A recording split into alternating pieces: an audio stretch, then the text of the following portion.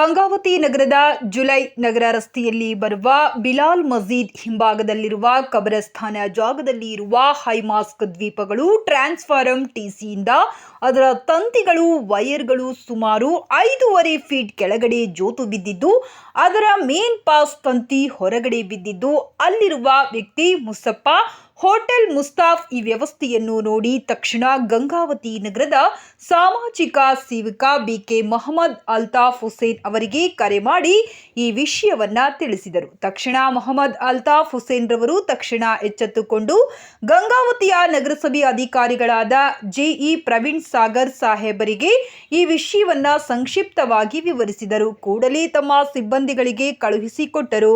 ರಾಮಚಂದ್ರಪ್ಪ ಬಂದು ಪರಿಶೀಲನೆ ಮಾಡಿದರು. ಇದರಲ್ಲಿ ಹೆಚ್ಚಿನ ವಿದ್ಯುತ್ ಸರಬರಾಜು ಆಗುತ್ತಿದ್ದು ಇದು ಜೆಸ್ಕಾಂ ಅಧಿಕಾರಿಗಳಿಗೆ ತಿಳಿಸಿ ಎಂದು ಹೇಳಿದರು.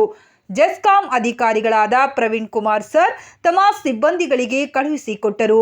ಮಂಜುನಾಥ್ ಮತ್ತು ಹನುಮಂತಪ್ಪ ಲೈನ್ ಮ್ಯಾನ್ಗಳು ಬಂದು ಕೂಡಲೇ ಪರಿಶೀಲನೆ ಮಾಡಿದರು, ಅದನ್ನು ಸರಿಪಡಿಸಿದರು. ಈಗ ಮುಸ್ಲಿಂ ಸಮಾಜದ ಹಿರಿಯರ ಹಬ್ಬ, ಇಲ್ಲಿ ಸ್ಮಶಾನಕ್ಕೆ ಬರುತ್ತಿರುತ್ತಾರೆ ಮತ್ತು ಬಕ್ರೀದ್ ಹಬ್ಬ.